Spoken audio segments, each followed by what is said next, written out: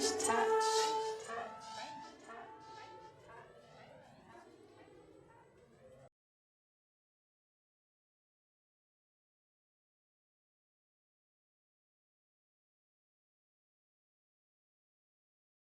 à toutes et à tous. Merci d'être venus aussi nombreux pour écouter cette table ronde autour de la culture au service du collectif. Donc, dans notre imaginaire collectif, l'art se diffuse, se situe dans des lieux prédéfinis, que sont le cinéma, les musées, les centres d'art, les théâtres, etc. Mais il existe une multitude de lieux qu'on pourrait qualifier d'alternatifs, de tiers-lieux, d'incubateurs, de lieux de vie, d'espaces d'expression qui fleurissent de part et d'autre en France, dans des petites, grandes, moyennes villes, en banlieue et à la campagne aussi, et elles ont tous pour but de diffuser et de faire la culture autrement en travaillant avec des nouveaux publics. Ces espaces dont on va parler pendant cette heure de table ronde défendent très souvent des valeurs communes que sont le partage, la transmission et l'inclusion. Donc voilà, on parle de démocratisation, on parle de décloisonnement, on parle de décentralisation. Mais qu'est-ce que ça veut réellement dire dans les faits ?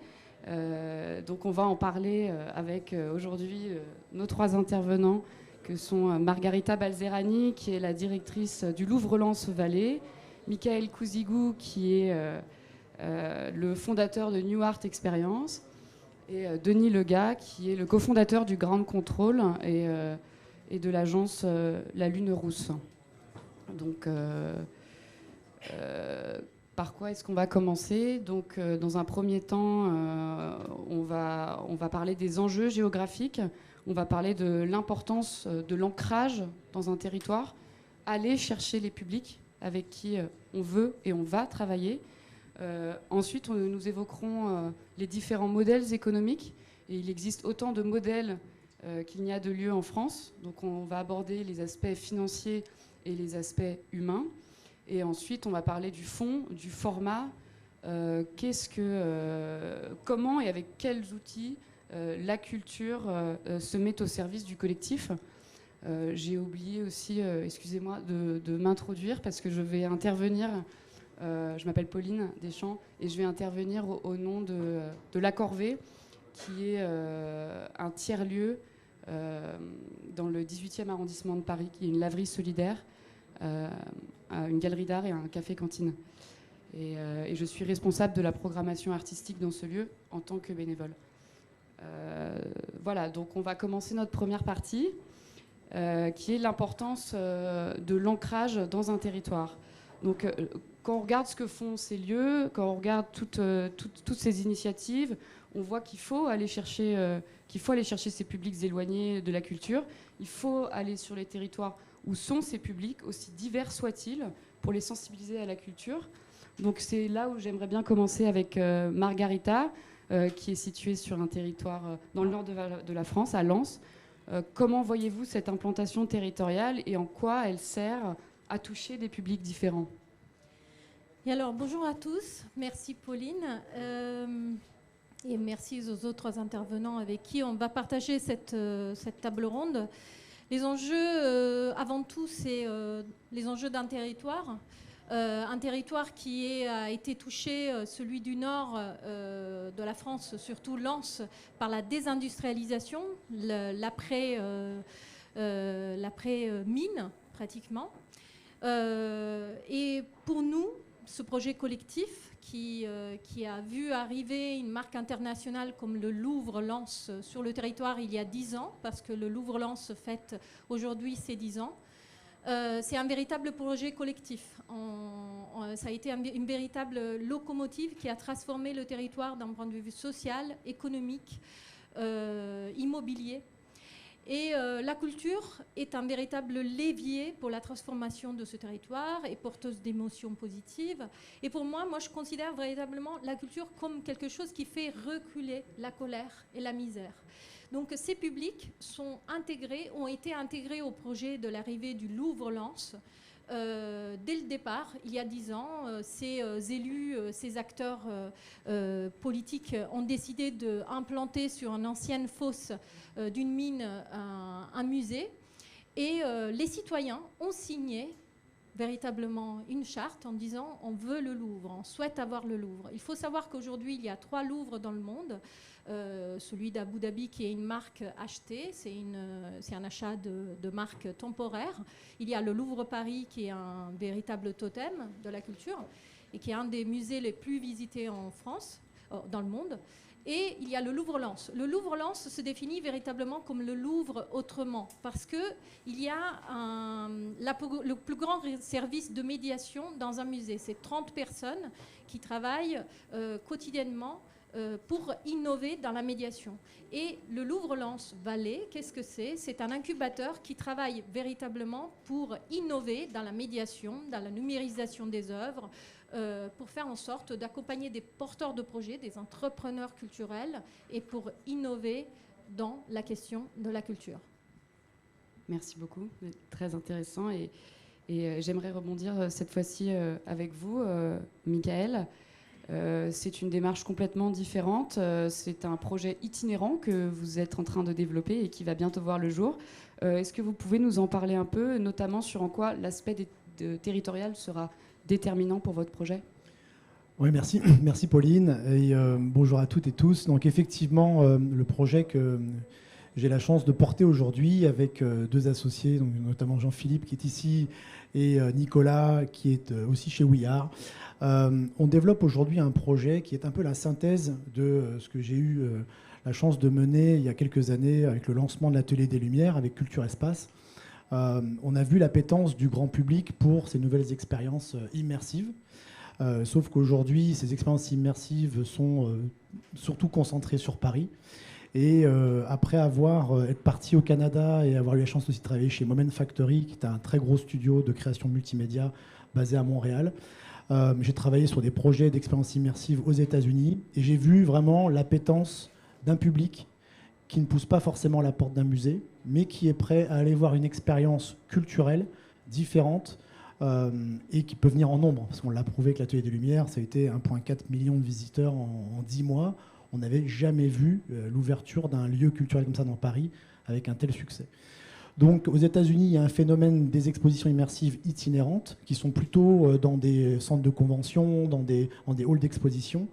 Et donc en rentrant en France, je me suis dit qu'il y avait vraiment l'espace et l'opportunité de pouvoir développer ces expériences immersives en dehors de Paris. Et donc il fallait s'affranchir aussi du lieu. Et donc il fallait qu'on crée notre propre lieu. Et donc on est parti sur la création d'un bâtiment qui s'appelle Immersive Art Box, qui est un bâtiment modulaire, montable, démontable. Et notre idée, c'est vraiment d'aller dans les villes de province, de nous installer dans les cœurs de ville, et vraiment d'animer et de réanimer et de redynamiser aussi les centres-villes par de l'événementiel culturel.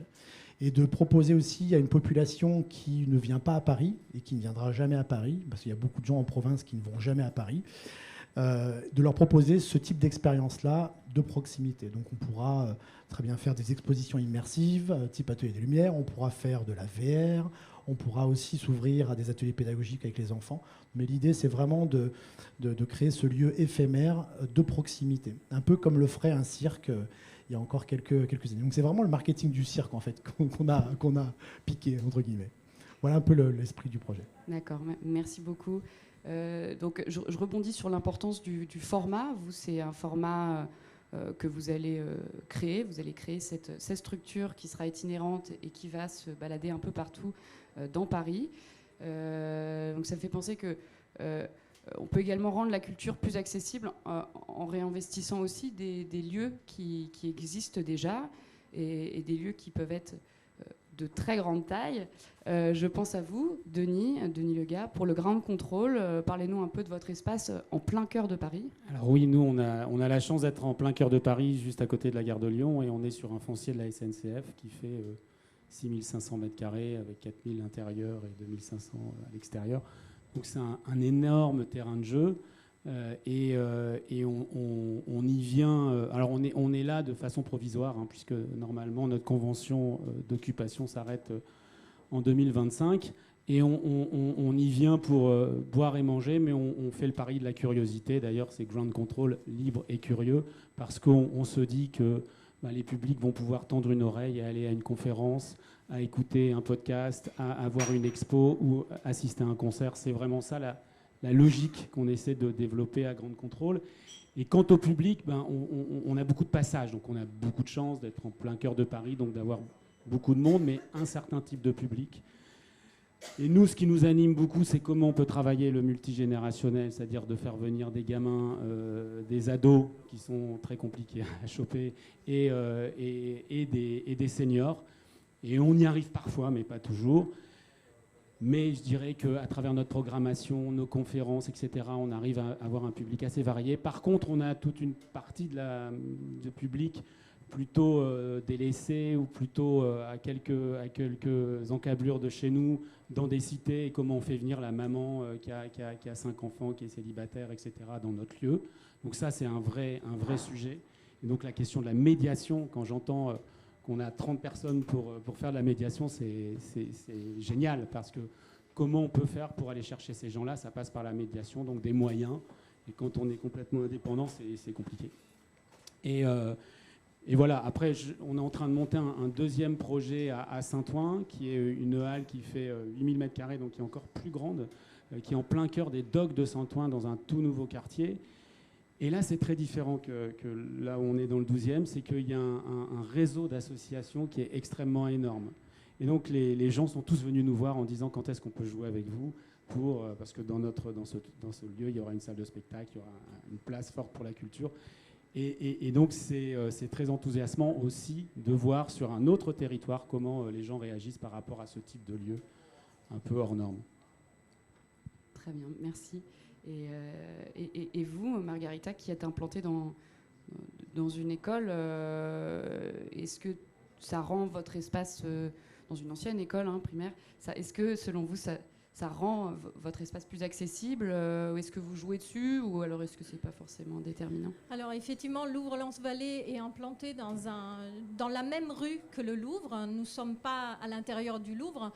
Les politiques ont eu de la clairvoyance en installant cet incubateur juste en face du Louvre. Moi, quand je raconte l'histoire un petit peu de Louvre-Lens-Vallée, je dis on est une vallée au milieu d'une montagne, de différentes montagnes. Le premier, c'est l'institution Louvre. Après, derrière nous, il y a le Stade Bollaert, parce que forcément, c'est le temple de la culture du foot, la culture populaire, qui a été promue depuis longtemps par les mines, et que cette culture du foot a été remplacée par le Louvre, parce qu'aujourd'hui, la culture, ce musée qui est accès gratuitement, pour vous donner les chiffres, il y a 4,5 millions de visiteurs qui ont visité le Louvre depuis sa création, depuis 10 ans. Et voilà, donc en fait, finalement, ça permet aussi de montrer que l'innovation est au milieu de la culture du foot. Et la troisième montagne, quelque chose qui, je ne sais pas si vous savez, à quelques mètres de l'incubateur Louvre-Lens-Vallée, il y a aussi le centre de conservation du Louvre Paris qui a installé les réserves et qui accueille 250 000 œuvres qui ont été, en fait, il y avait un souci de préservation de ces œuvres à cause de la creux de la Seine. Et donc Liévin a accueilli depuis 2018 cette nouvelle institution qui n'est pas accessible, qui est plutôt confidentielle, avec qui nous on travaille régulièrement avec nos porteurs de projets pour réfléchir à la numérisation des œuvres et à leur préservation. Il y a aussi la résidence Pinault, qui est aussi quelque chose d'assez confidentiel. Pinault a installé une résidence d'artistes sans objectif de résultat. C'est-à-dire que les artistes internationaux qui viennent tous les ans, un par an, dans cette résidence, s'installent. Et s'ils veulent, effectivement, l'objectif, c'est véritablement travailler avec les citoyens, les habitants. Tout ça pour vous dire qu'on est au cœur d'un véritable quartier créatif, un hub créatif. À terme, en 2024, on aura aussi un cinéma d'art et essai. La volonté est de faire, par la culture, un véritable pari de transformation du territoire et surtout l'attractivité, la fierté, finalement, après les mines. On réécrit un récit pour ce territoire. C'est pour ça que je porte aujourd'hui ce t-shirt avec grande fierté, gueule noire, parce que c'est un des entrepreneurs du territoire qui a fait ces suites, qui a fait tout un système de marketing du territoire avec une marque véritablement très forte et avec des bonnets, avec des choses fabriquées en France. Et voilà, cette fierté, il fallait la redonner à ce territoire, à ses citoyens. Et la culture, c'est un très très bon moyen. Merci beaucoup. Et puis j'aimerais beaucoup aussi dynamiser ainsi le quartier dans lequel est implantée la Corvée, donc lieu pour lequel je m'occupe de la programmation artistique. Donc on est vraiment implanté entre Porte de la Chapelle et Porte d'Aubervilliers, boulevard Ney. Donc c'est un quartier assez populaire où il y a très très peu de commerce, si ce n'est un ou deux bistrots ou kebabs. Et du coup, on s'est très vite intéressé. On a tout de suite su quel type de public nous avions envie de cibler. C'était ces publics qui vivent dans le quartier Charles Lhermitte et qui sont en grande précarité et isolement. Donc la Corvée propose en premier lieu une laverie. Donc on répond quand même à un besoin primaire, puisque dans ce quartier populaire, il n'y avait pas de laverie, donc ils devaient aller assez loin pour aller laver leur linge. Donc naturellement, on a un flux de personnes qui viennent de 8h30 à 18h pour laver leur linge. L'idée, c'était de proposer, à côté de la laverie, un tas d'activités ponctuelles ou permanentes pour être vecteur pour créer des liens avec les gens du quartier. Toujours dans cette idée de vivre ensemble, de mixité générationnelle et sociale. Par exemple, dans la même pièce que la laverie solidaire, il y a un café-cantine avec un chef qui tous les jours prépare des repas, quoi, à prix accessible. Et ensuite, il y a la galerie au sous-sol, dont je suis la responsable. Et je travaille principalement, pour rester dans les valeurs de la Corvée, avec des artistes issus de la jeune création, donc qui sont tout juste diplômés et qui cherchent des endroits, parce que c'est ce qu'il y a de plus dur quand on est artiste, pour montrer leur travail. Donc moi, je leur propose bénévolement un accompagnement, on appelle ça de la curation, hein, comment monter, construire cette exposition, quel récit apporter à cette exposition. Et après, il y a toute la partie production, communication, dont on se charge également, vernissage, faire venir des gens, médiation, etc. Il y a aussi un tas d'activités qu'on propose, dont je parlerai un peu plus dans la troisième partie, mais on travaille beaucoup avec les enfants de ce quartier, notamment avec les artistes qui proposent des ateliers créatifs avec les enfants issus de l'école de primaire McDonald's qui est à côté, ou du quartier Charles Lhermitte, dans les 2-3 rues derrière la Corvée. Tout ça me fait penser aussi à l'importance.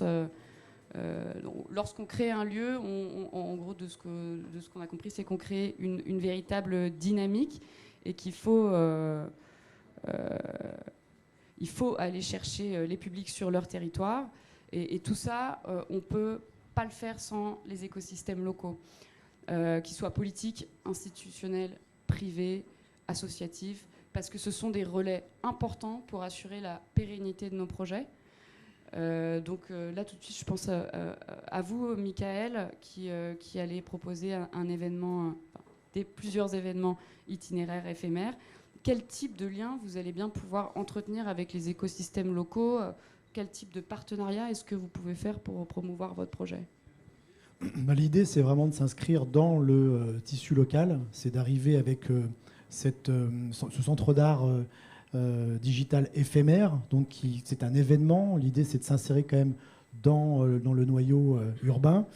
Et l'idée, évidemment, c'est de travailler avec les collectivités pour aussi répondre à leur attente d'animation culturelle du territoire. Donc l'idée, c'est de travailler sur l'implantation, évidemment, de la boxe. Qu'est-ce qui fera le plus de sens pour eux? Est-ce que c'est dans le centre-ville? Est-ce que c'est pour animer aussi un quartier? Ça peut être sur une périphérie. Donc on va travailler évidemment avec les collectivités. Et puis l'idée aussi, c'est de favoriser l'accès à ces expériences-là, notamment pour un public scolaire. Donc l'idée, c'est d'avoir des actions, notamment pourquoi pas de gratuité pour des séances pour les scolaires, pour aller voir tel ou tel contenu immersif. Mais l'idée, c'est vraiment de travailler en local. On parlait aussi d'emploi. L'idée, c'est qu'on travaille on aimerait travailler avec des associations de réinsertion locales par l'emploi, type Fondation Agir contre l'exclusion. L'idée, c'est d'embaucher des gens, de les former à l'accueil et de leur offrir une expérience professionnelle, une première ou une expérience de réinsertion.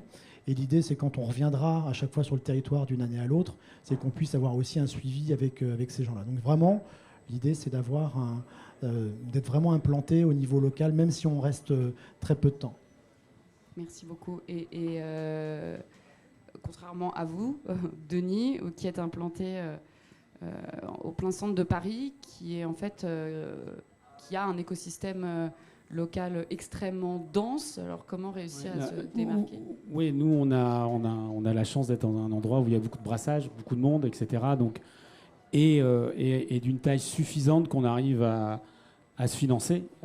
Mais mon expérience, c'est que je vois beaucoup de promoteurs, d'acteurs des villes, d'institutions qui viennent nous voir en disant nous on veut faire la même chose dans notre ville de 10 000 habitants ou dans notre village, etc. Et c'est pas du tout la même. Évidemment, c'est pas du tout la même. Et que sans l'aide des institutions, des entrepreneurs, de l'État, je sais pas, mais en tout cas, sans aide, ces projets de lieux ne peuvent pas vivre. Ou alors, ils sortent à des prix délirants et donc forcément excluants. On cherche à recréer des places de village où tout le monde pourra y aller, y vivre, s'y sentir bien. Et ça nécessite de l'argent. Il faut se le dire. Et s'il n'y a pas cet argent-là, quelque part public, ça ne marche pas. Enfin, c'est pas possible. Donc nous, oui, on est des exceptions. Dans les grandes métropoles, dans les grandes villes, c'est tout à fait faisable.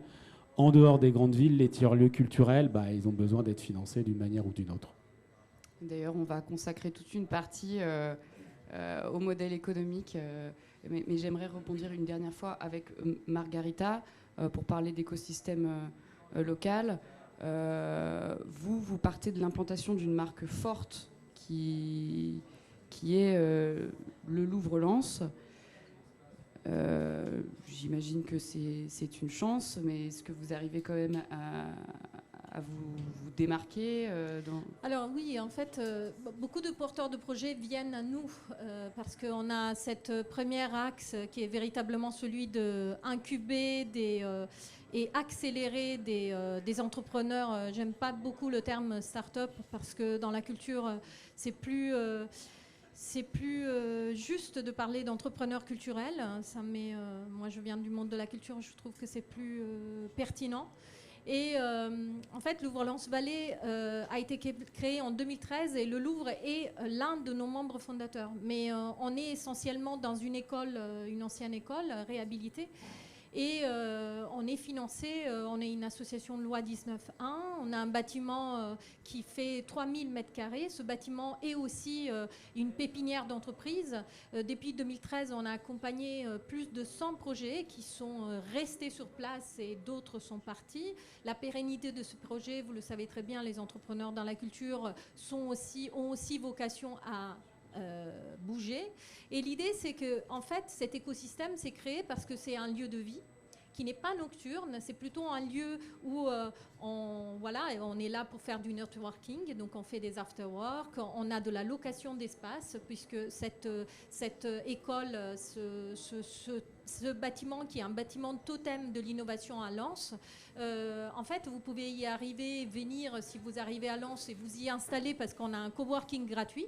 On a un Fab Lab qu'on a appelé le Muséolab, dont l'équipement se lève à 150 000 € et qui a été hérité par l'Université d'Artois avec des imprimantes 3D, des fraiseuses laser, qui sont à disposition de toutes sortes de créatifs, du designer, de l'artisan d'art, en passant par les artistes, qui sont à disposition via juste l'adhésion à notre association.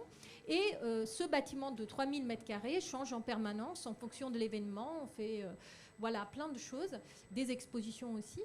Et on travaille beaucoup aussi avec le public en réinsertion, c'est-à-dire on a une partie vraiment de formation qui est réattachée aussi à l'histoire de ce bâtiment, l'école. On accueille Pop School, qui est la grande école du numérique, donc, qui fait effectivement beaucoup de sensibilisation vis-à-vis avec des formations courtes, développeurs web, vraiment de la formation, l'inclusion au numérique. Et de l'autre côté, depuis l'année dernière, avec la Chambre de métier, qui est aussi un de nos membres fondateurs, on a une promotion de CTM, qui est un certificat technique des métiers rares, et on a une promotion de futurs artisans d'art, mais que je considère comme en étant des néo-artisans, parce qu'ils ont accès direct au Fab Lab, et donc qui réfléchissent aux nouveaux modes de production dans leur pratique. Et voilà, donc on fait pas mal de choses. Du coup, vous parliez d'énormément d'investissements dans tous les outils numériques que vous proposez, le Fab Lab, voilà, tout ça, ça coûte très cher. Et j'aimerais du coup maintenant aborder la question du modèle économique de ces lieux. Je pense qu'il existe autant de modèles qu'il n'y a de lieux en France. Donc nous allons aborder les aspects financiers et les aspects humains aussi. Voilà, comme l'argent dans le monde de la culture, c'est un peu le nerf de la guerre. Je pense à vous, Michael. Par exemple, votre modèle se base beaucoup sur, j'imagine, le mécénat, le sponsoring, ou est-ce que c'est lié à votre format d'exposition, je ne sais pas. Donc justement, on essaie de sortir de ça. Ah, excusez-moi. On essaye d'être complètement autonome et en fait, non, le business model repose sur de la billetterie. Donc en fait, on vend des billets, on arrive dans une ville, on vend des billets, comme n'importe quelle exposition ou projet. Voilà. L'idée, c'est que aux collectivités, justement, on ne veut pas leur faire porter un énième projet culturel qui va peser aussi sur les finances publiques. Donc l'idée, c'est qu'on est autonome. On a, nous, la compétence en tant qu'entrepreneur culturel.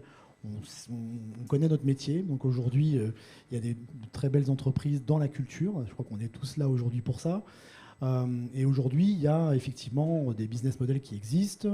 Il y a une appétence du marché pour ces nouvelles expériences-là aussi. Donc il y a des gens qui veulent aller voir autre chose que le musée, autre chose que le cinéma, autre chose qu'une exposition. Et ils sont intéressés par ces nouveaux formats immersifs. Donc nous, on va évidemment compter sur la billetterie, sur un marché qu'on connaît bien, des expériences immersives qui même s'il est émergent, aujourd'hui, on a de la data qui remonte et on sait que c'est un vrai courant artistique et culturel à part entière. Donc billetterie. Et l'idée qu'on a avec les collectivités, évidemment, c'est de travailler avec elles, mais nous, on va juste leur demander l'occupation du domaine public pour X semaines, qu'ils nous autorisent le fait de pouvoir poser notre box sur une place centrale et qu'on puisse travailler évidemment conjointement avec eux, avec leurs services, avec les offices du tourisme. Donc l'idée, c'est que pendant tout le temps que la box sera installée sur la destination, c'est qu'on puisse aussi être un point d'animation fort pour la ville, pour la destination, que ce soit en termes culturels locaux, mais aussi en termes touristiques. Donc c'est un échange de bons procédés. C'est que là, vraiment, on ne demande pas d'argent. L'idée, c'est qu'on soit le plus autonome possible. Et pour pouvoir créer vos contenus numériques que vous allez projeter en 360 dans cette box, et même pour pouvoir la construire, de quelle manière vous pourrez envisager le financement de ce type de... Alors là, on est aussi sur du financement plutôt privé. Donc on va faire aussi de la levée de fonds. On va essayer de financer le projet. L'idée, c'est que s'il y a des subventions, évidemment, pour de création, c'est de l'argent qui est prévu pour ce type de dispositif-là, on pourra essayer d'aller chercher cet argent-là. Mais notre idée, c'est vraiment d'être les plus autonomes possible pour aussi éviter de faire peser le poids de la réalisation de ce projet-là sur les collectivités locales. J'ai une question. La box, c'est une box que tu viens construire dans les villes. C'est ça, c'est un espace modulaire qui fait 600 mètres carrés à peu près, qui fait 9 mètres de haut. L'idée, c'est qu'on s'affranchit en fait de l'occupation d'un espace dans une ville. On s'affranchit de la location d'un hall d'exposition ou d'un centre de congrès pour faire une expo. L'idée, c'est qu'on vient avec notre bâtiment et on le construit en centre-ville. Et c'est une salle en fait de diffusion d'expériences immersives.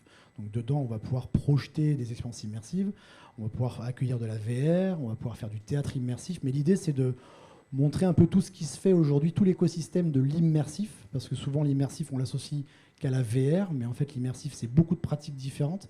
Et il y a tout un écosystème autour de l'immersif aujourd'hui culturel.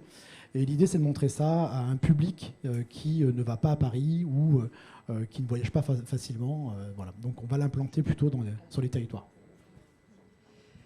Merci beaucoup. Et du coup, c'est vrai que par rapport à vous, Margarita, qui êtes sur un lieu 100% financé par le public, comment est-ce que vous...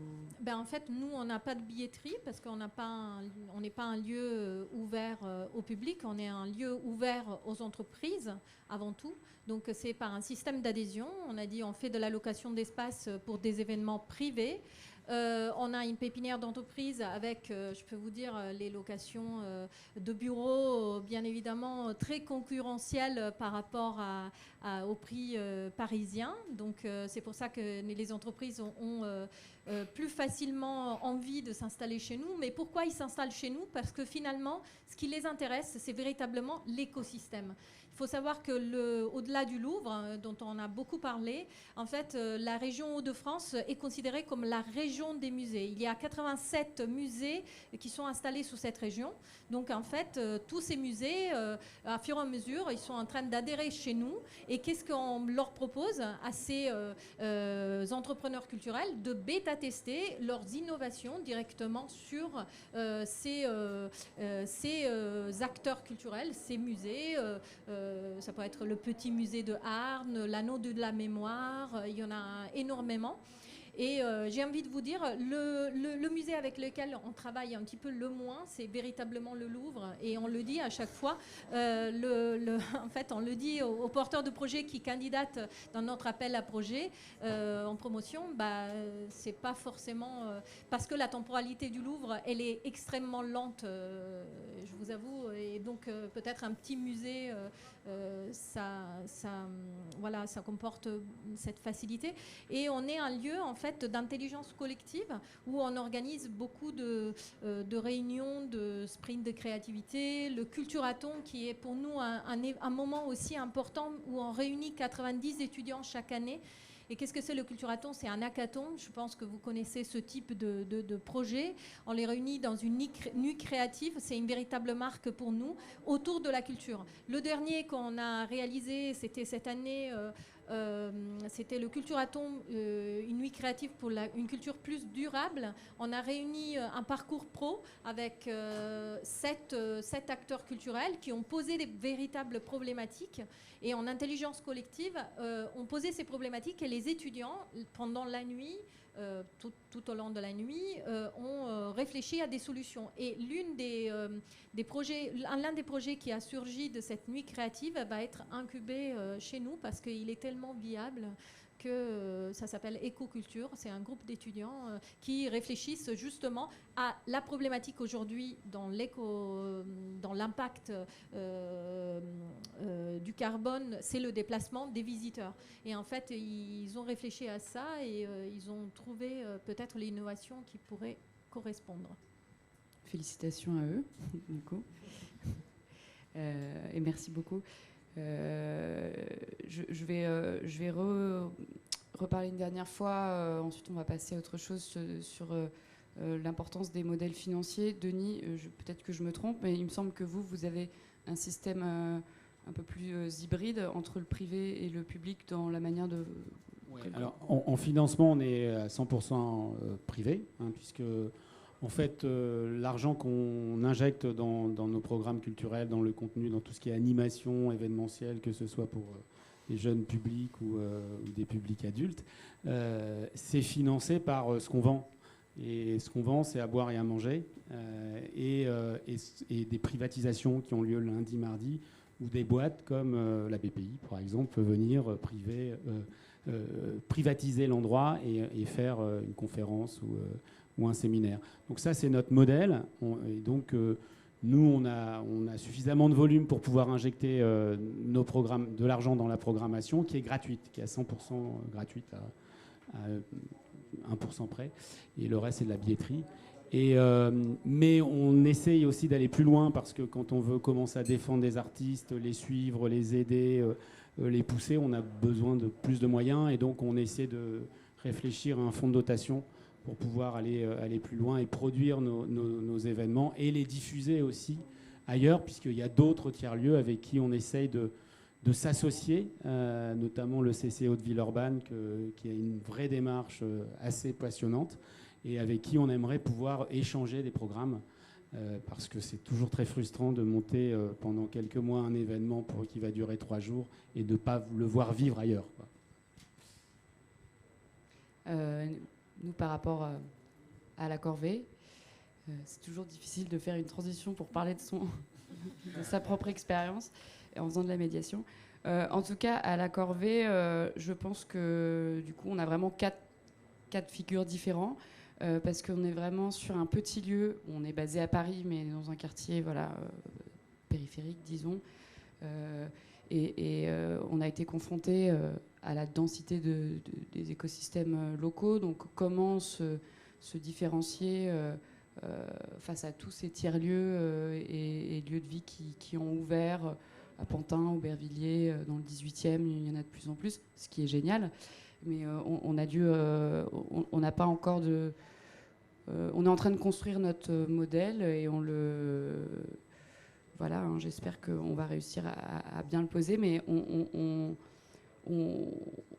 utilise des outils comme le crowdfunding.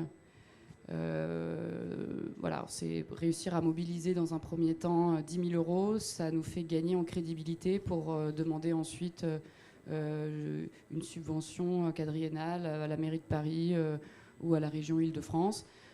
Donc dernièrement, on a fait un crowdfunding en juin dernier. On a fait aussi une tombola artistique caritative. Donc on a mis une quarantaine d'œuvres en vente. On a fait des partenariats avec des artistes qui ont chacun donné une œuvre d'art pour la corvée. Et nous, on vendait des tickets uniques à 100 €. Et voilà, si vous étiez tiré au sort à la fin de la tombola, vous pouvez repartir avec une œuvre. Et puis, donc c'est moi qui ai fait tout ce travail de sélection d'artistes avec Anne-Charlotte, qui est la fondatrice de la corvée. Donc on essaye aussi de chercher des artistes de qualité, prometteurs, qui sont pour souvent implantés en région parisienne dans des incubateurs artistiques ou des lieux de résidence comme Push Manifesto, je ne sais pas si vous connaissez, à Aubervilliers. Voilà. Pour ce qui est du modèle de financement, après on a été très bien accompagné dans le lancement, parce qu'il se trouve que notre lieu a 1 an tout juste aujourd'hui, voilà, fin novembre 2021. Et on a travaillé, enfin Anne-Charlotte, qui n'est pas là aujourd'hui, que je représente, qui est la fondatrice, a travaillé au moins 2 ans et demi sur ce lieu et a été très bien accompagnée par différents types d'incubateurs, que sont l'Arc de l'Innovation, d'autres réseaux d'entrepreneurs à Paris, la mairie de Paris. Aujourd'hui, notre lieu, il fait 70 mètres carrés en haut, au rez-de-chaussée, et 70 mètres carrés dans la galerie d'art. Et c'est un lieu de Paris Habitat, donc que nous on paye un loyer, mais modéré, hein, à la mairie de Paris. Donc il faut se battre pour trouver des solutions, et on est en train encore aujourd'hui de construire notre modèle financier, parce que notre système de recettes, c'est la vente de lessive et de café. Donc voilà. On aimerait bien trouver quelques mécènes pour pouvoir continuer notre projet qui, ceci dit, fonctionne très très bien, en tout cas avec les populations locales. J'aimerais, on n'est pas obligé de s'attarder énormément dessus, mais j'aimerais aussi parler de l'importance du modèle humain, parce que pour développer ce type de lieu aussi, il faut monter une équipe, et une équipe motivée, et puis surtout réussir à à bosser avec des bénévoles. J'imagine qu'il y a des salariés dans vos lieux, dans vos espaces de vie. À la Corvée aussi, il y a le chef cuisinier qui est salarié. Mais on travaille principalement avec des bénévoles qu'on réussit à mobiliser la semaine pour être commis de cuisine, animer des workshops. Moi, je suis bénévole pour la programmation artistique. Comment est-ce que vous, par exemple, Margarita, vous travaillez Nous n'avons avec... pas de bénévoles. Nous sommes une équipe de 7 personnes, moi comprise. Et en fait, je vous disais, notre système modèle économique, c'est une association loi 19.1 avec une politique d'adhésion et avec essentiellement on paye un loyer à la collectivité locale, à la communauté d'agglomération Lens-Liévin qui nous donne, donc on a quand même un grand travail de gestion d'un lieu assez grand qui a été fortement impacté par les questions énergétiques ces derniers temps. Et donc on essaye de rentabiliser le Fab Lab avec un système d'offre de services justement pour les créatifs. Et voilà, la location d'espace, on s'en sort plutôt bien. Ok, très bien. Nous, pareil, on sera évidemment une entreprise, donc on n'aura que des salariés. Mais l'idée, c'est d'avoir des équipes relativement réduites et plutôt créer des partenariats avec d'autres entités, notamment des entités créatives. L'idée, c'est qu'on n'aura pas forcément de studio de production. Donc l'idée, c'est qu'on s'adresse à des partenaires dont c'est le métier de créer des studios, de créer des œuvres d'art numérique, des films, des projets avec des logiciels bien particuliers. Donc l'idée, c'est qu'on puisse jouer plutôt la carte de partenariat avec d'autres entités pour gérer ces projets-là. Mais nous, après, comme je le disais, pour la gestion quotidienne de la box, l'idée, c'est qu'on puisse vraiment s'inscrire dans le tissu local avec plutôt de l'emploi local. Ouais. Mais ce sera toujours des gens qui seront salariés. Ouais. D'accord. Pas de bénévoles non plus, pour l'instant, même si on a monté une association justement pour essayer de pousser, aller chercher des moyens pour financer des contenus artistiques. Mais pas de bénévoles, on est une cinquantaine dans l'équipe pour faire vivre le lieu.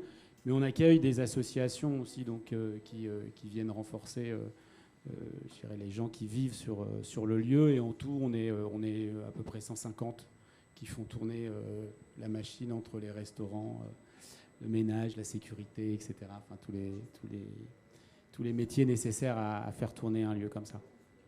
Ok, très bien. Peut-être que je serai un jour salarié de la Corvée et qu'on ne fera pas travailler les gens gratuitement, mais là, c'est plus dans une optique de donner un peu de son temps de temps en temps. Et bien sûr qu'on aimerait beaucoup pouvoir rémunérer tous les artistes qu'on fait intervenir pour des workshops, des conférences. Et je pense que ça, on y arrivera petit à petit en répondant à des appels à projets et réussissant à débloquer des petites enveloppes pour pouvoir légitimer leur travail. Mais je pense que sur ces modèles-là, qui sont quand même des modèles en construction, des tiers-lieux culturels, plus ou moins associatifs, le temps est hyper important. C'est-à-dire que si tu n'as pas le temps, tu ne peux pas poser ton modèle en fonction de ton écosystème et de là où tu te trouves.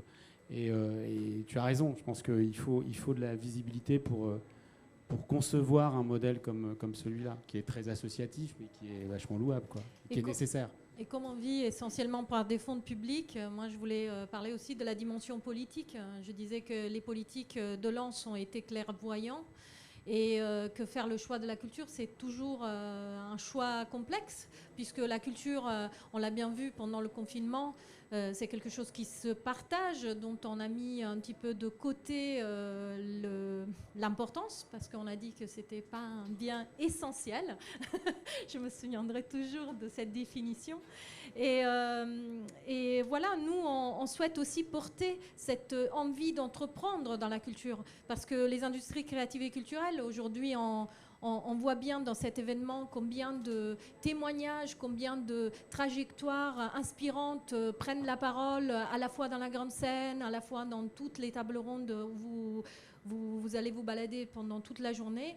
La French Touch, c'est une véritable force, c'est une valeur ajoutée. Et nous, à Lens, à notre échelle, puisque moi je considère qu'on est plus un incubateur de proximité qui fait en sorte de faire venir des talents créatifs qui puissent s'installer à Lens et réécrire l'histoire de ce territoire par la créativité, par la culture.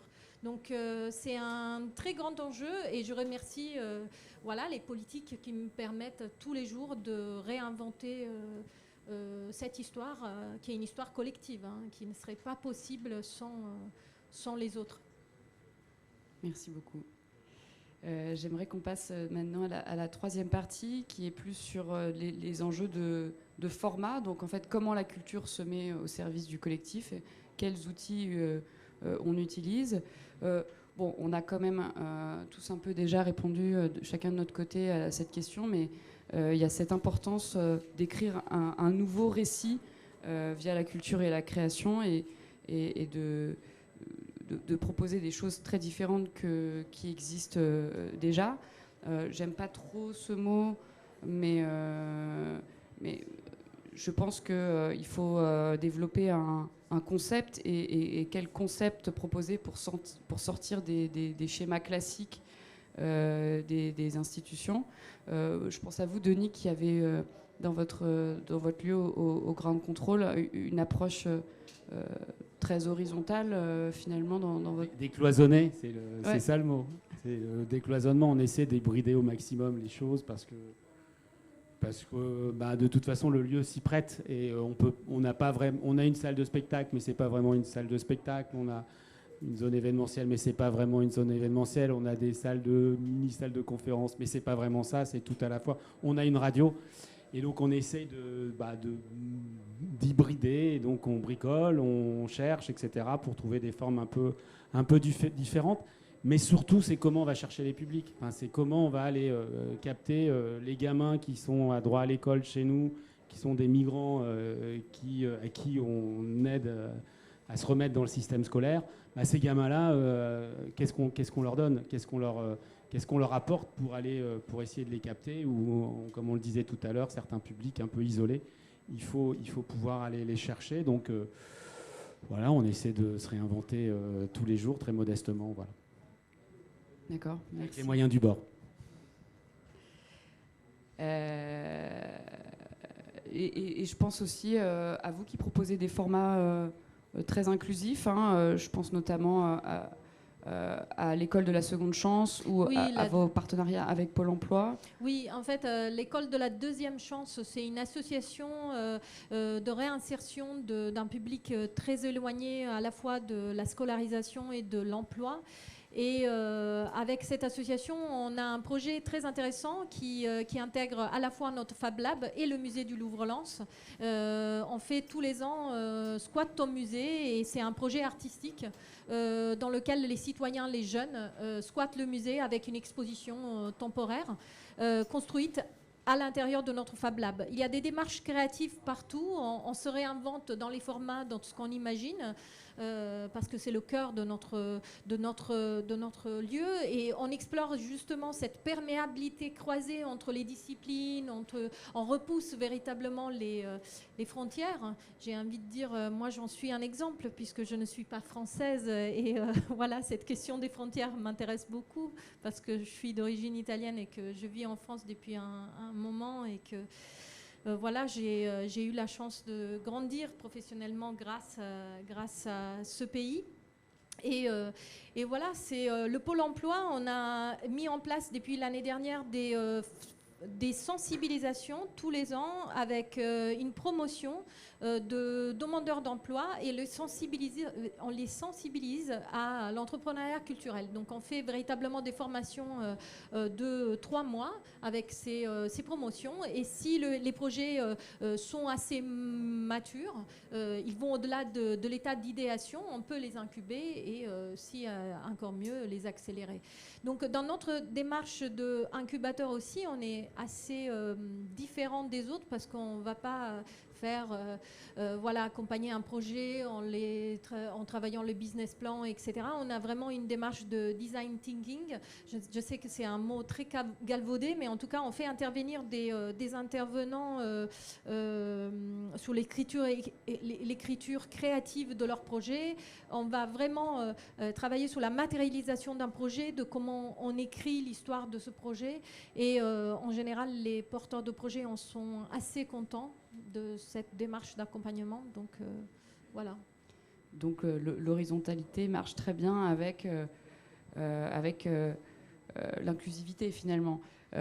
À la Corvée, nous aussi, on propose un tas d'accompagnements sous diverses formes. Donc, on fait venir des associations qui viennent aider des jeunes du quartier à faire leur CV. On fait venir aussi des associations qui viennent aider des migrants ou des gens qui parlent mal français à remplir toute la paperasse pour pouvoir faire leur demande de visa, etc. Donc il y a quand même constamment des activités qui sont organisées au sein de notre espace. Et puis même si quelqu'un vient juste laver son linge et se rend compte qu'en effet, on propose aussi un tas de workshops ou d'accompagnement qui pourraient leur correspondre. Voilà, on n'hésite pas à aller voir des gens et à leur dire ce qu'on fait. Et j'aimerais bien aussi à terme qu'on puisse faire des partenariats plus solides avec Pôle emploi. Aujourd'hui, on travaille avec des associations et ça nous va très bien parce qu'ils ont un peu le même modèle de fonctionnement que nous. Et en plus, généralement, ce sont des associations qui n'ont pas de lieu. Donc nous, on les accueille. On a si vous venez un jour, voilà, c'est une ambiance quand même assez sympa et chaleureuse. Donc je pense que les gens sont contents de venir ici et malgré la difficulté de leur situation, on essaye d'être le plus bienveillant possible.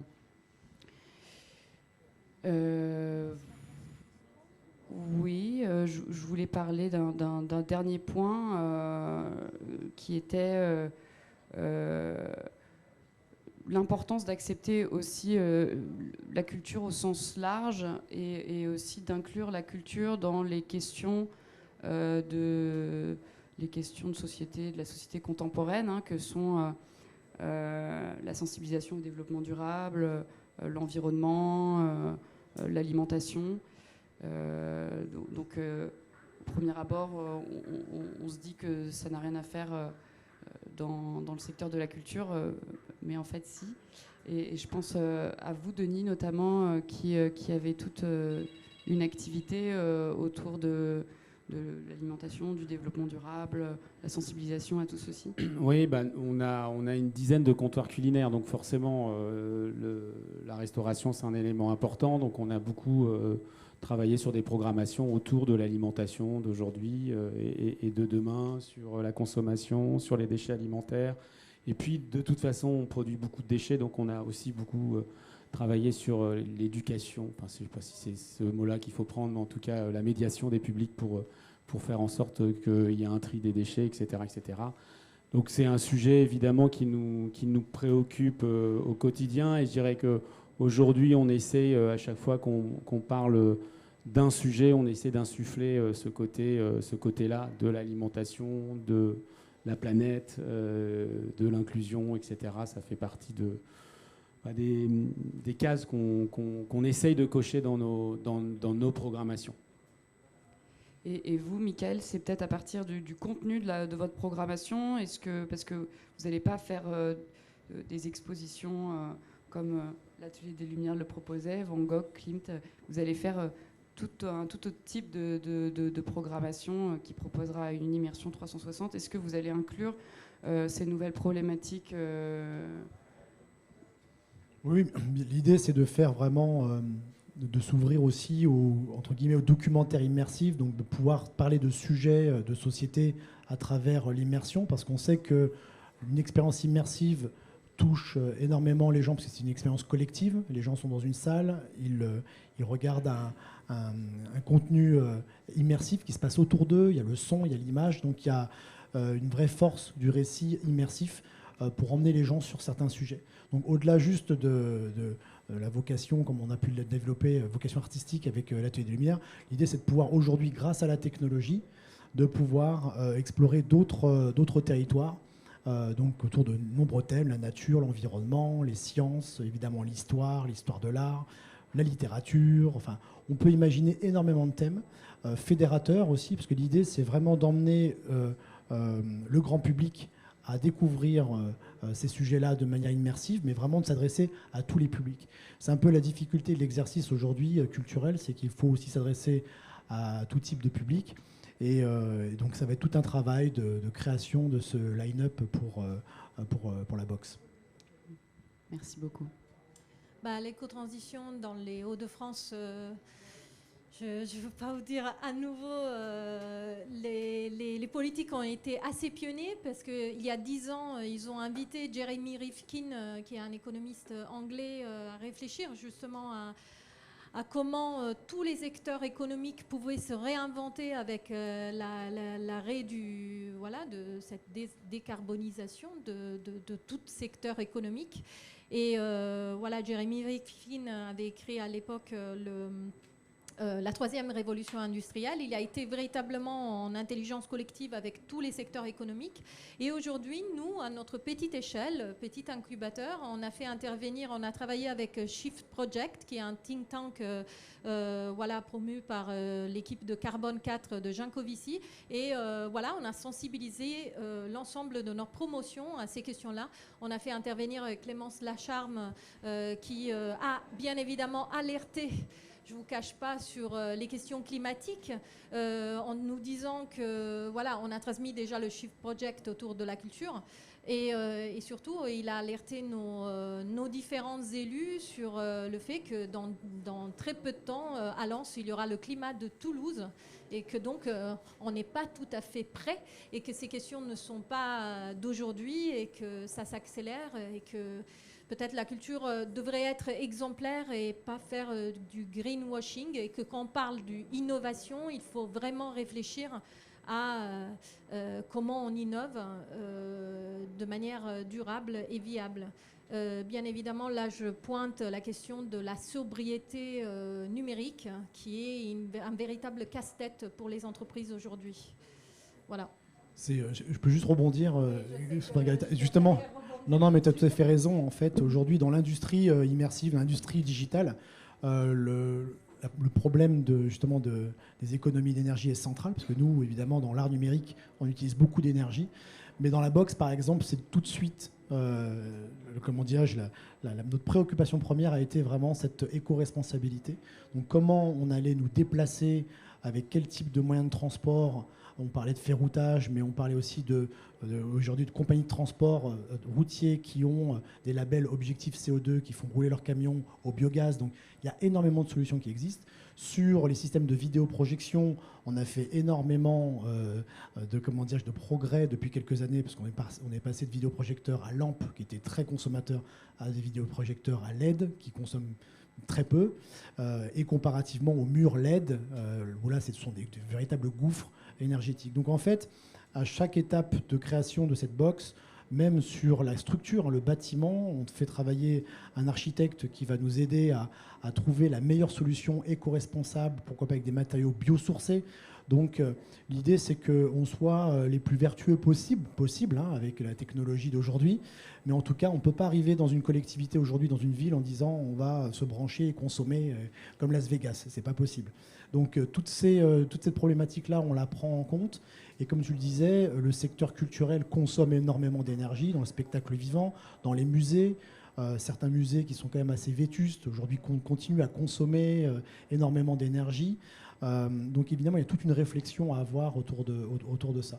Mais il ne faut pas débrancher la prise. Disons qu'il faut peut-être la brancher ailleurs, mais en tout cas, il faut continuer à créer et se servir de la technologie pour créer, en tout cas. Oui, Oui, c'est là où l'innovation peut effectivement répondre à ces questions, parce que l'innovation part du constat de l'observation des usages.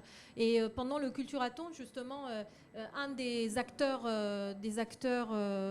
culturels qu'on avait associé, c'était Light Nation, qui dirige en fait un festival à Arras qui accueille tous les ans, c'est le Main Square Festival, qui accueille tous les ans 40 000 visiteurs par jour. Et donc Light Nation ont posé comme question comment on fait pour être plus responsable. C'est bien évidemment pas avec des éco-cups qu'on résout le problème. Et donc en fait les étudiants ont été chercher une innovation qui existe déjà et qui pourrait être une solution intéressante, c'est de récupérer en fait, vous savez, le public quand ils sont dans les concerts saute. Et donc, en fait, notre corps produit de l'énergie, et Matalik Racé aussi s'est plongé sous la question en tant que designer, et que notre corps pourrait demain peut-être aussi générer de l'énergie qui pourrait être récupérée à l'intérieur en domotique dans la maison.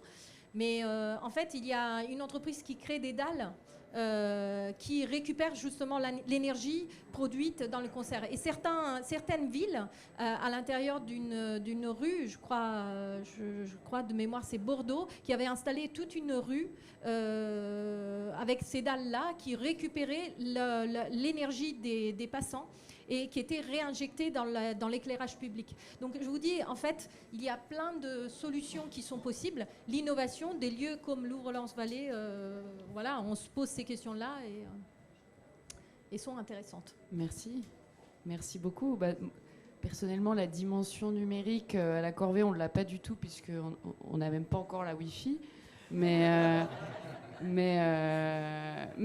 on s'intéresse beaucoup à la question de l'alimentation, puisqu'on a un café-cantine et une carte, et un chef qui est là de 7h à 15h tous les jours. On propose pas de viande, ni voilà, c'est végétarien, mais on propose uniquement aussi des plats à base de légumes de saison, et surtout de légumes qui ont été produits, de fruits et légumes qui ont été produits en Île-de-France. Hein. Et ça paraît peu, mais c'est déjà beaucoup, parce que les personnes qui vivent dans ces quartiers ne sont pas forcément sensibilisées à ça, et surtout ne mangent pas forcément des légumes comme le panais, le navet, voilà. Et du coup, ce qui est bien, c'est qu'on propose aussi à la chef de pouvoir s'amuser aussi un peu avec ces aliments pour surprendre et pour leur donner aussi envie d'avoir une nourriture plus saine, engagée et écologique. Voilà pour ma part. Je crois que ça fait déjà une bonne heure qu'on discute. Je ne sais pas si vous avez peut-être des questions en particulier sur un des points abordés ou des lieux développés.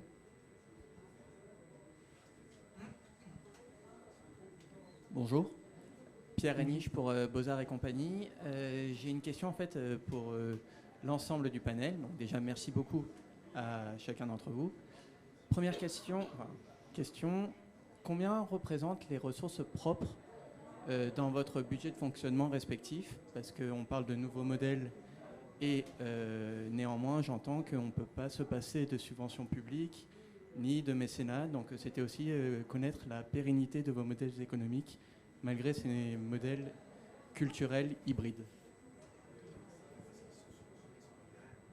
Moi, je peux répondre assez facilement. On est à 100% indépendant, donc on est en ressources propres, à 100%. Nous aussi, dans le projet, on est 100% indépendant. Hein. Nous, on est une association loi 19.1. C'est que des fonds publics. On existe depuis 10 ans. Voilà, ça, pour l'instant, on n'a pas de problème. Donc, c'est... Oui. Oui. Enfin, la trésorerie va bien. On a un système de réinjection à chaque fois d'une année à la suivante. Donc, on réinjecte. à l'intérieur des projets qu'on accompagne. Il faut savoir que, par exemple, pour vous donner une idée, c'est que l'accompagnement d'un projet, d'un porteur de projet, nous coûte quand même à la collectivité 10 000 € hors taxe par tête. Donc on en accompagne 10, donc vous faites vite le compte. C'est la moindre des choses, c'est pour ça qu'on demande à ce que ces projets s'installent sur le territoire, parce que le territoire y met. Vous avez par exemple, vous avez cité Paris Co, qui est un incubateur qui est à Paris. Paris Co fait payer les entrepreneurs pour être accompagnés à 6 000 ou 8 000 € à l'année. Et donc nous, c'est gratuit, mais voilà, il y a cette sorte de redevabilité vis-à-vis de ce territoire qui vous a accompagné. Donc voilà, après l'entrepreneur s'installe en pépinière, ils adhèrent et ils continuent à travailler avec le territoire. Je réagis à la remarque de cher Pierre, avec qui nous avons des coproductions totalement libérales à but de profit immédiat et monstrueux. Donc évidemment, je pose la question parce que c'est celle aussi de la relation au territoire. Elle est double cette question. C'est à la fois la finesse de votre programmation par rapport à la culture locale. Ça me semble important parce que tout ne va pas partout, et on en parlera évidemment. Et puis c'est évidemment tout ce que vous apportez au territoire en termes de revenus seconds, tertiaires, qui font que vous sauvez des territoires en ayant une politique culturelle particulièrement active. Au-delà d'un festival, quand on s'installe, qu'on est dans la durée, on apporte énormément de revenus à long terme et de la vie.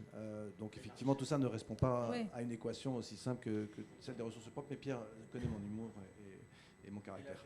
Bien évidemment. Alors, je vous fais l'exemple. Bien évidemment, les financements qui nous viennent de la région sont basés sur des indicateurs quantitatif. Mais nous, le qualitatif, on en parle beaucoup parce que c'est pour ça que je vous ai parlé de tous les pas à côté, c'est-à-dire du quartier créatif, que ce territoire a accueilli 4,5 millions de visiteurs et qu'on est aussi éco-responsable parce que ces visiteurs ne viennent pas seulement d'au-delà du territoire, c'est essentiellement du visitorat de la région. Donc ces personnes viennent visiter Lens et ils restent. Donc il y a vraiment un travail sur la destination touristique. Donc en fait, il y a de l'hôtel, il y a de la restauration, il y a de la vie nocturne qui se développe, etc. Mais bon, Lens, peut-être, ça fait toujours pas rêver, mais je crois que dans quelques années, justement, puisque Clémence Lacharme nous a alertés, ce territoire qui était autrefois le territoire noir, en fait, ils ont travaillé avec Delvigne, qui est un grand urbaniste, sur la question de la transformation de la chaîne des parcs, sur la mobilité douce, sur le fait que, voilà, on est vraiment sur une dynamique de transition verte. Et que donc, ça sera un archipel vert. Et que tout entrepreneur qui voudra entreprendre dans la culture le fera plutôt à Lens, puisque l'immobilier est pas cher, parce que ça sera le climat de Toulouse et ailleurs, vous serez en train de crever, je sais pas. Et on sera bien. Et il y aura en plus on ira tous chanter les corons et à supporter le RC Lens. Tu te présentes aux élections, c'est pas possible. Attends. Mangeant des frites avec du vinaigre. Oui, bonjour, Charlotte Amélie, je suis la cofondatrice d'Onio. Vous avez plusieurs fois parlé de la mixité des publics que vous vouliez créer. On sait que c'est pas facile de créer des lieux où différents types de publics peuvent se retrouver, se sentent à l'aise pour venir, et encore plus pour quand ils sont dans le même endroit, qu'il y ait du lien qui se crée, que potentiellement ils se parlent, qu'ils échangent. Est-ce que justement vous réussissez à faire ça? Et si oui, comment dans vos projets actuels, dans ce que vous allez développer ou même dans les projets passés, et comment vous réussissez à faire ça? Quelle question ça pose? C'est un combat au quotidien, mais, enfin, vraiment, c'est vraiment très complexe, et puis il ne faut pas se leurrer, c'est du temps, c'est de la médiation, c'est des sujets, c'est des formats. Nous, on essaie de développer, parce qu'on fait beaucoup de conférences sur des tas de sujets citoyens, de société, sur la planète, etc. Et on se dit c'est un peu chiant le format de conférence parce que finalement on prêche avec des convaincus, quoi, voilà, comme vous ici ce soir. Et du coup on essaie de péter un peu ce format-là, de se faire des formats un peu tribunaux comme peut faire Ouzbek Erika, ou des formats parlement là pour le foot. On ne va pas diffuser le foot, mais du coup, on a toute une programmation autour du foot et on va faire des propositions de loi où on va faire jouer le public pour, contre, machin, faire venir des témoins, des sportifs, etc. pour essayer de trouver cette mixité-là. Mais encore une fois, moi, je pense qu'il faut vraiment investir là-dessus parce que on a besoin de lieux où on va se parler sans se foutre sur la gueule et d'échanger des points de vue différents de façon pacifiée. Et ces lieux-là, moi, je pense à notre petit niveau. Enfin, il y a des grands niveaux, puis il y a des petits niveaux. Et c'est quand même vachement essentiel. Et on a besoin de retrouver tout ça et du lien. Et nous, on est vraiment très contents quand on voit une table où il y a des personnes, des seniors avec des jeunes et qui se connaissent pas et qui se parlent. Putain, on a dit on a gagné quelque chose. Juste en 2 mots, nous on a une autre expérience rue Ordonnaire dans le 18e avec un lieu qui était un ancien centre de la SNCF et on a fait une exposition de vieilles locomotives et on a rendu hommage à ce bâtiment qui datait de 1850. Et on s'est aperçu, c'était la première fois parce que dans mes expériences précédentes, j'étais plutôt sur des publics jeunes, festifs, qui sortaient tard le soir, etc. Et on s'est aperçu que ce public-là qui était venu pour Grande Contrôle venait avec son papy qui était cheminot et il le disait sur Instagram. Et là, on s'est dit, il y a un truc à faire vraiment pour essayer de mélanger les générations et de faire vivre ces moments-là assez forts. Et moi, je trouve que parfois, on y arrive. Moi, pour vous parler un petit peu du format, ce que je regarde Beaux-Arts & Co, c'est un format que je rêve, que je désire mettre en place. C'est ce que vous avez fait avec la question des résidences entrepreneurs, entreprises, artistes. Alors, je vous fais l'exemple. En fait, je trouve ça hyper pertinente dans l'innovation. Ce qui m'avait beaucoup frappé dans vos résidences que vous proposez avec des entreprises, et en fait c'est vraiment cette perméabilité croisée, c'est cette exploration des formats, de amener l'entrepreneuriat là où on l'attend pas, amener l'art où là on l'attend pas. Il y avait l'atelier Médicis avec des circassiens et une compagnie d'assurance sur le travail de la question de la gestion du risque. Alors, je trouve ça incroyable. Et en fait, moi, je rêve justement au Louvre-Lens-Vallée de mettre en place des résidences. Je vous fais un appel comme ça, à 2 pieds. Des résidences telles que vous l'avez fait. Et je trouve ça incroyable en termes de format.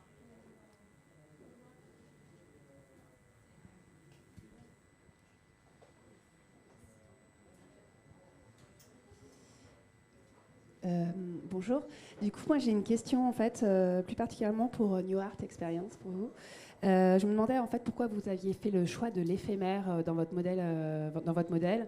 Je me la pose tant pour la question d'être partenaire avec les collectivités.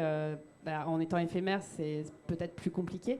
Je me posais la question par rapport effectivement à un modèle tel que Culture Espace.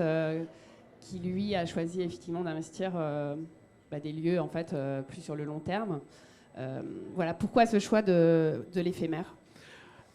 Alors c'est une bonne question. En fait, ce choix de l'éphémère répond à une problématique aussi d'investissement, c'est-à-dire qu'aujourd'hui, il n'y a aucun entrepreneur privé dans les expositions immersives qui viendra s'implanter à Périgueux ou à Limoges, parce que le bassin de population n'est pas suffisant pour accueillir un nombre suffisant de gens pour que ce soit pérenne.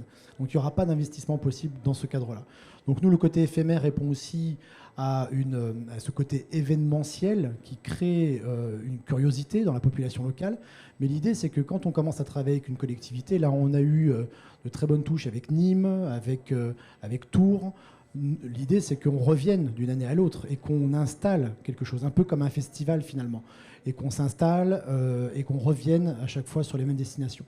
Donc l'idée, c'est de faire une première box, peut-être d'en faire une deuxième, parce qu'il va falloir peut-être qu'on réponde, j'espère, à une demande.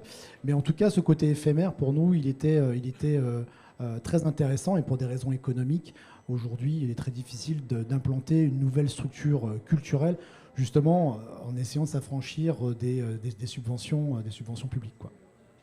Et désolée, j'ai une deuxième question en fait qui va un peu avec. Justement, je me demandais dans votre modèle économique quelle était la taille critique au niveau des villes que vous alliez investir et aussi en termes de durée. Voilà, vous investissez les lieux pour combien de temps Alors l'idée, c'est qu'on reste sur des villes, ce qu'on appelle un peu le marché B, c'est-à-dire c'est les capitales un peu de région ou les villes ou les capitales de département. Typiquement, l'idée, c'est de s'adresser à une zone de chalandise qui se situe à 1 heure à peu près du point. C'est-à-dire que peut-être que certains d'entre vous vivent en province. On fait facilement de la voiture pour aller faire un événement ou pour aller faire même ses courses. Moi, j'habite en province, j'habite dans le Perche, et c'est vrai que on prend très vite sa voiture pour aller visiter quelque chose, visiter un château, faire des activités.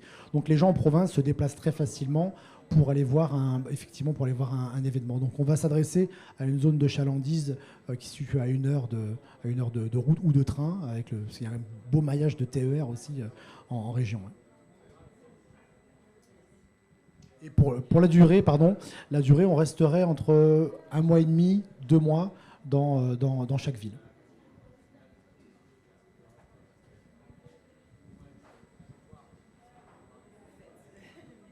Merci, Daniel. Merci. C'est mon job normalement. Bonjour. Merci beaucoup pour ce grand angle. J'avais une question qui sera plus, je pense, pour Denis et Pauline, parce que ce n'était pas forcément le cas pour tout le monde. Mais à vous entendre, il y a quelque chose qui m'a frappée autour de la programmation culturelle.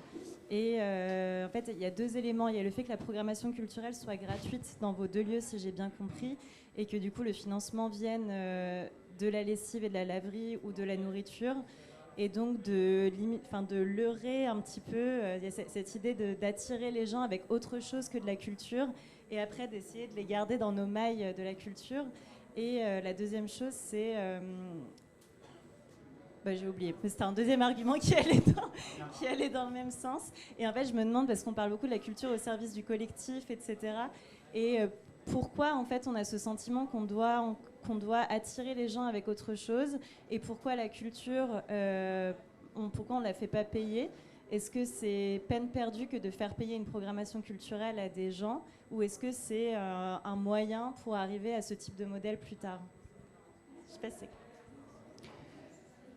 Alors, vas-y Pauline, et puis je répondrai après. Je réfléchis. Je travaille aussi pour des galeries d'art à côté. Je suis consultante.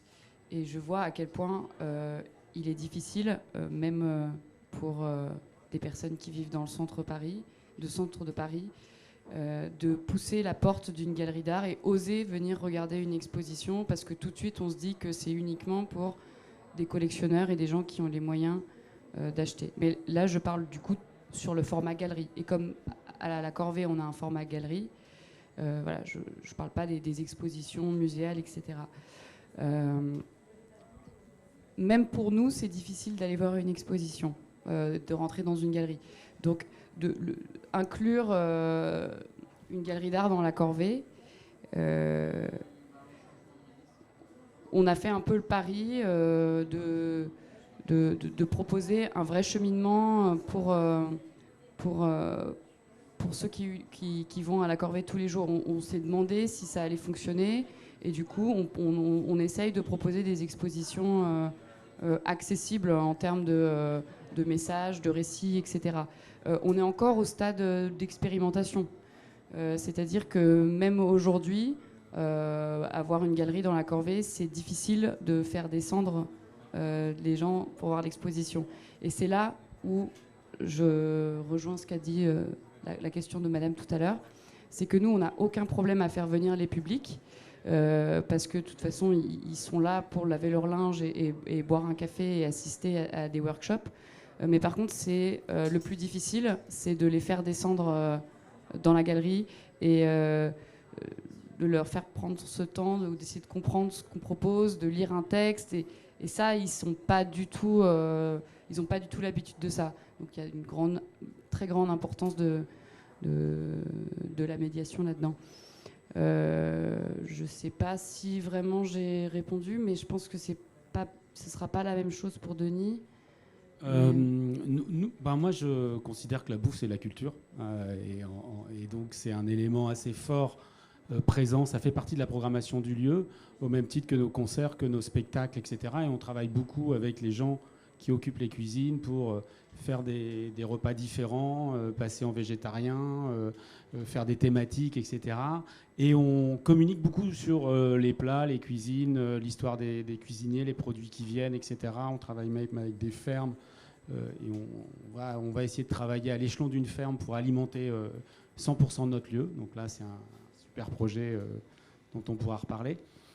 Après, nous, on a un lieu qui se prête, qui n'est pas une vraie salle de spectacle. Donc, tu ne peux pas totalement avoir une billetterie de façon classique. Donc, on essaie de s'adapter sur nos moyens.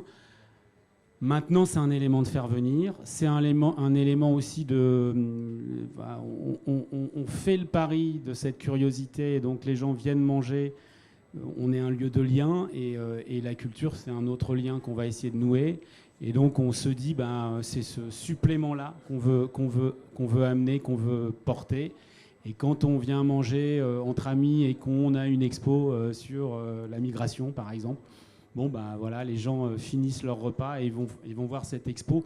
Peut-être qu'on aura gagné quelque chose et peut-être qu'ils iront écouter un podcast ensuite et peut-être qu'ils seront à nos conférences la prochaine fois. Bon, voilà, c'est aussi simple que ça.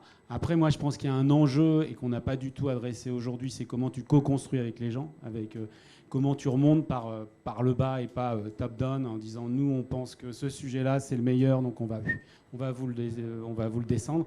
Mais comment on peut remonter avec les publics, co-construire et essayer d'amener des sujets. Alors avec les gamins migrants qui sont dans l'école, droit à l'école, qui sont installés chez nous, on l'a fait à plusieurs reprises. On a organisé des workshops, comme on avait des concerts. France Inter venait faire ses concerts assez régulièrement chez nous. On demandait aux artistes de rencontrer les gamins, de leur parler des métiers, etc. Voilà. C'est un métier, c'est infini. Enfin, on pourrait avoir 30 médiateurs et qu'on les occuperait à plein temps. Mais je pense que ça fait partie de la mission de nos lieux, vraiment. Oui, je pense que notre vraie valeur ajoutée, c'est que c'est la multitude de ce qu'on propose. Nous, on n'essaye pas du tout d'attirer des gens vers une expo. Et le but, c'est pas que les gens viennent à la Corvée pour voir une expo, mais ce serait un petit plus de réussir, voilà, les faire descendre, d'échanger avec eux, de savoir ce qu'ils en pensent de cette expo. Il y a des gens qui viennent tous les jours depuis 1 an et qui n'ont jamais osé descendre. Donc voilà, notre but, ce serait d'échanger avec eux et peut-être qu'un jour ils vont accepter de descendre, essayer de comprendre, remonter très vite, mais au moins ils seront venus et peut-être qu'ils reviendront avec... et nous, notre vrai... ce qu'il y a de plus dur à la Corvée, c'est de faire venir des gens publics autres que les amis d'artistes pour les expositions. Par exemple, à nos vernissages, on a tous les potes d'artistes qui ont fait les Beaux-Arts, tous les gens qui vivent à Belleville, dont je fais partie. Et on aimerait bien que le public du boulevard Ney, du quartier Charles-L'Hermite, de la Porte d'Aubervilliers, ose aussi venir au vernissage. C'est un vrai... Moi, je me sens un peu gênée quand je vois voilà, tous mes copains, artistes, pas artistes, qui travaillent dans le milieu de la culture, venir à nos vernissages. J'aimerais bien faire un réel travail des publics autour des expositions. Et ça, je pense que c'est quelque chose qu'on va faire dans les mois à venir. Là, on était principalement sur l'implantation du lieu. Après, pour répondre à ton point, c'est vrai que quand c'est gratuit, parfois c'est plus difficile de faire venir les gens. Tu vois, nous on fait beaucoup de showcase parce qu'on a un magasin de vinyle dans le lieu. Et donc, forcément, on fait venir les artistes pour faire des showcases et des signatures. Et on a des des stars qui viennent chez nous, donc on est super contents. Mais comme c'est gratuit, ils sont pas totalement attentifs, ils viennent pas forcément. Enfin, c'est un vrai sujet, ce qui est absolument dommage. Donc, c'est aussi communiquer pour aller chercher les publics qui n'auraient pas de toute façon été voir ce concert et qui se disent tiens, au moins j'écoute autre chose et puis je peux aller plus loin dans mes connaissances musicales. On va devoir arrêter ici. On a un tout petit peu dépassé le temps, mais en tout cas, merci beaucoup à toutes et à tous d'être venus nous écouter et poser vos questions.